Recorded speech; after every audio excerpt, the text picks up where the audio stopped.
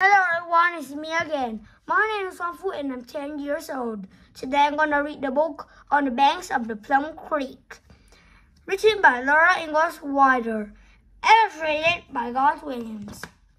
So let's go. So tonight we're going to read 20 minutes. So let's go. Spring freshet. In the middle of the night, Laura sat straight up in bed. She never heard anything like the roaring at the door. "Pa, what's that?" she screamed. "Sounds like the creek," he said, jumping out of the bed. He opened the door, and the roaring came into the black darkness of the dugout. It scared Laura. She heard Pa shouting. Chimney crickets, each raining fish hooks and hammer handles. Pa said something that Laura could not hear. "Can't see a thing," Pa shouted. "It's dark as a stack of black cats." "Don't worry, the creek gets this high. It will go over the low bank on the other side." He shut the door and the roaring was not so loud. "Go to sleep, Laura," he said. Laura lay awake, listening to that roaring thundering by the door. As he opened her eyes, the window was gray. Pa was gone. Ma was getting breakfast, but the creek was still roaring. Flashlight was at the bed and opened the door. Whoosh! Icy cold rain went all over her and took her breath away. She jumped out into cold water pouring down her whole skin. Right at her feet, the creek was rushing and roaring. The pot ended where she was. Angry water was leaping, rolling over the steps that used to go down to the footbridge. Willow clumps round and tree tops swirled in yellow foam. The noise crowded into Laura's ears. She could not hear the rain. She felt it beating on the sopping wet nightgown. She felt it striking her head as if she had no hair, but she heard only the creek's wild roaring. The fast, strong water was beautiful and fascinating. It snarled foaming through the willow tops and high far out on the prairie.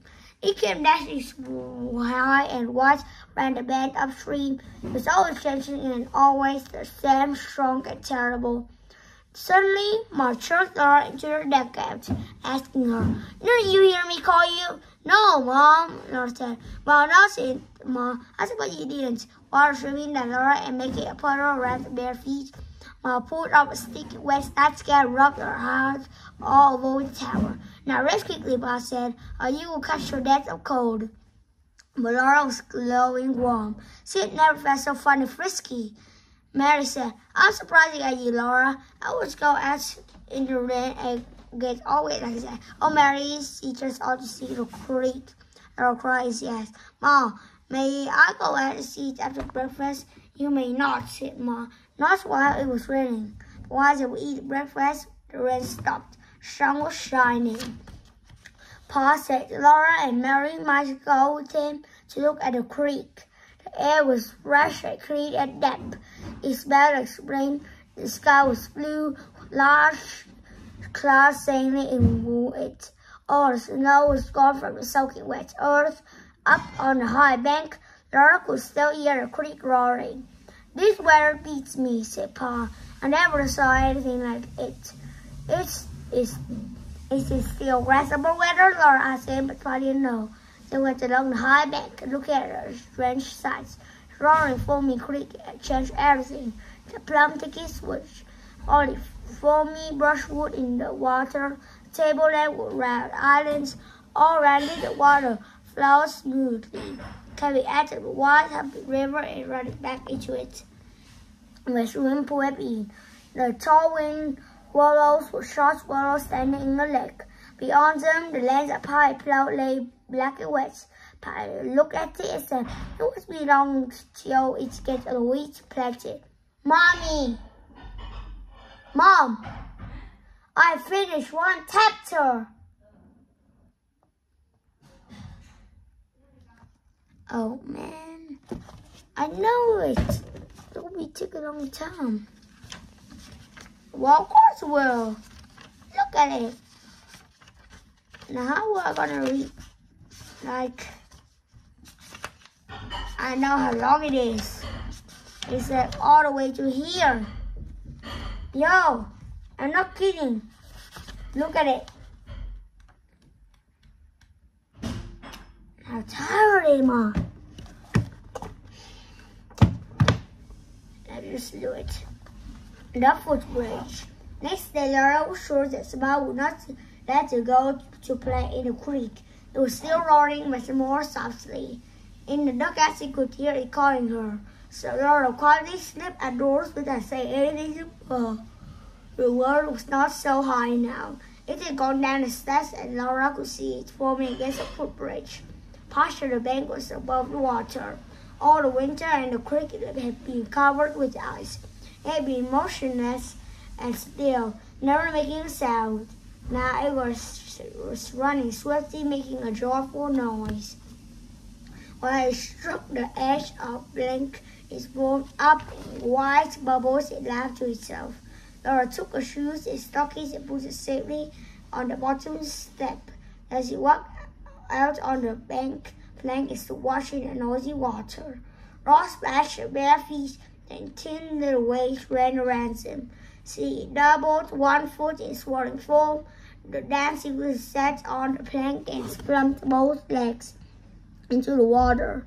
The creek ran strong against them, and she kicked against it. It was fun, and she went almost all over, but the whole skin wanted to be in the water. She lay on her stomach and thrust her arms down on each side of the plank, deep in the fast currents, but that was not enough. She wanted to be really in the roaring choice creek. She clasped her hands together under the plank and rolled off it. In that very instant, she knew that the creek was not playing. It was strong and terrible. It seized the whole body and pulled it under the plank. Only her head was active, one arm desperately across the narrow plank. Now the water was pulling her, and it was pushing too. It was trying to drag her head under a plank. Her chin held onto the edge in a calm clutch, while the water pulled hard at all the rest of her. It was not laughing now. No one knew she was. No one could hear her if she screamed for help. Water roared loud and took at her stronger. Laura kicked, but the water was stronger than her legs. She got both arms across the plank and pulled, but the water pulled harder. It pulled the back of her head out. So interesting. Her head down and it jerked at it. It would jerk at her too. It was cold. The coldness soaked into her. It was not like wolves or cattle. The creek was not alive. It was only strong and terrible, never stopping. It would pull her down and whirl her, rolling and tossing her like a water branch. It would not care. Legs were tired and her arms hardly fell to the plank anymore. I must get out. I must toss. The creek roaring was in her head. She kicked hard with both her feet and pulled hard with her arms, and she was staying on the plank again. The plank was solid under her stomach, under her face. She lay on it and breathed glad it was solid. When she moved her head forward, she crawled off the plank. She took both shoes and the socks and she climbed slowly up the muddy steps. At the door, looked as she thought she don't want to say to Bob. After a while, she went in. Looked so scared, right? She just like whooshing. And she's nearly with the current.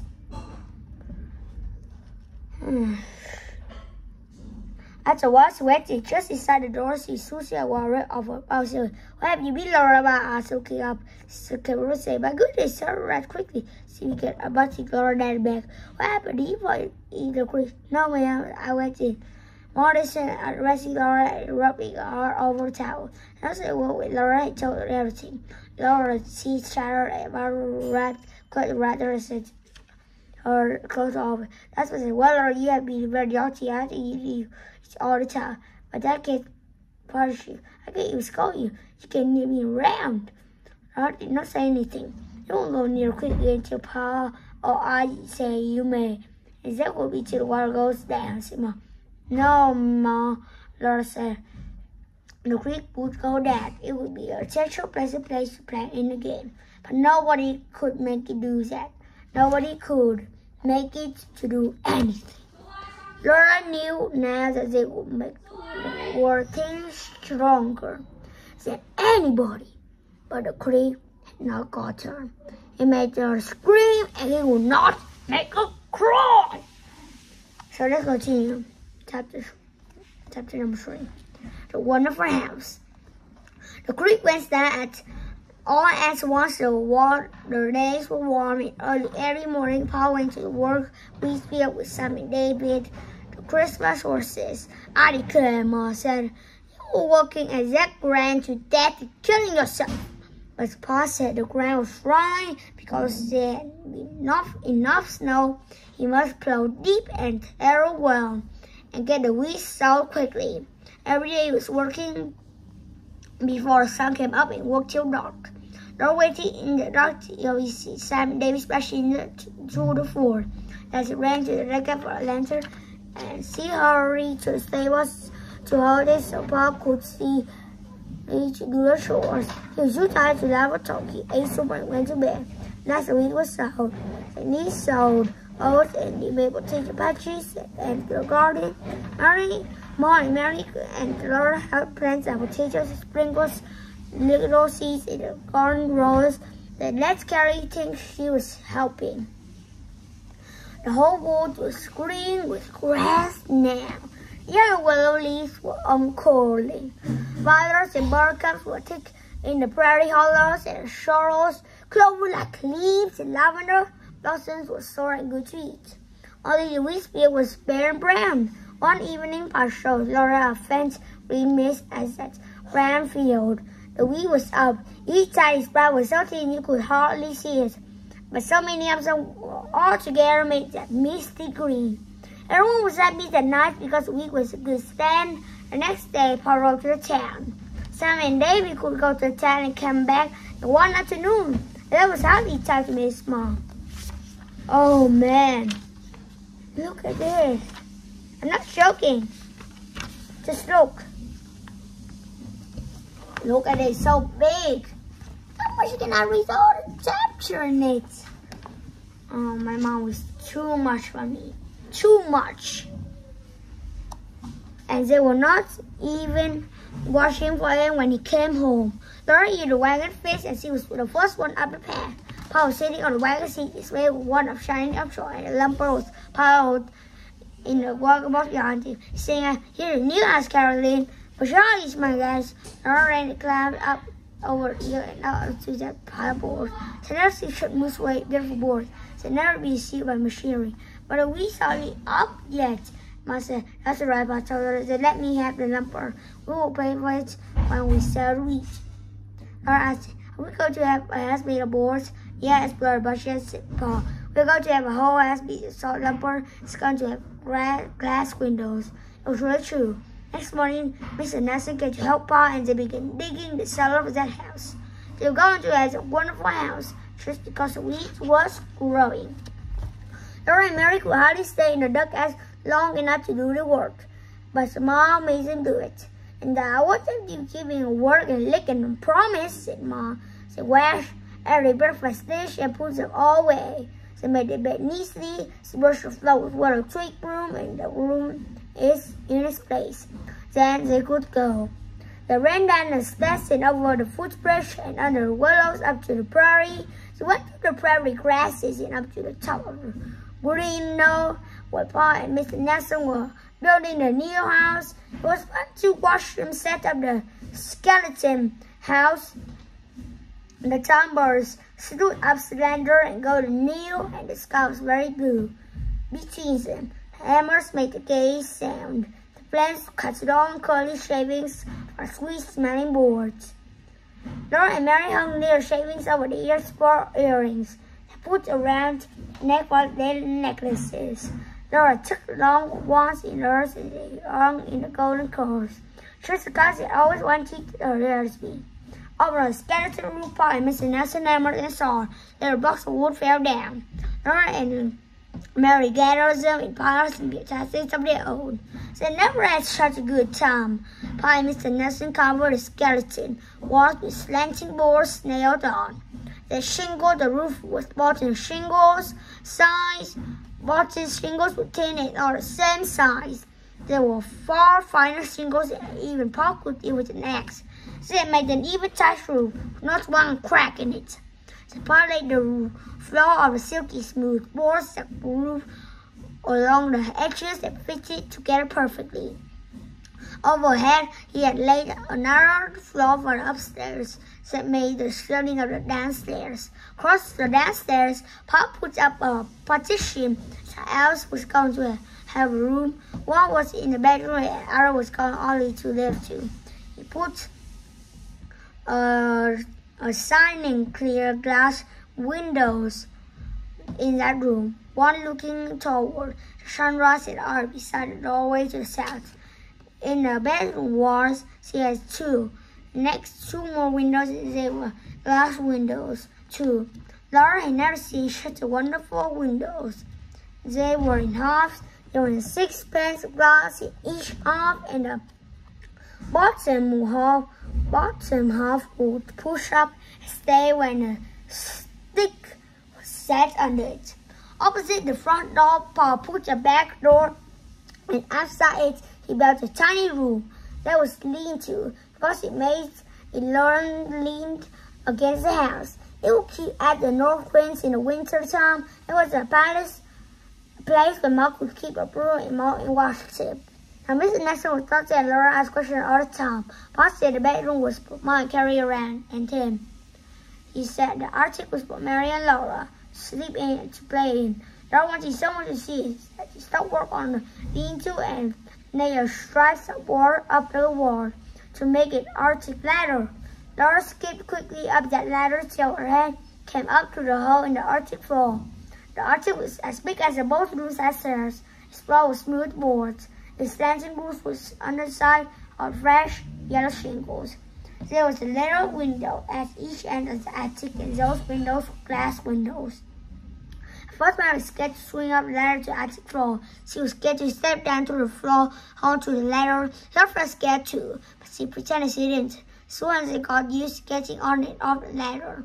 Now they thought the house was done, but Pa nailed black tar paper all over the outside of the house walls, and he nailed more boards over the paper.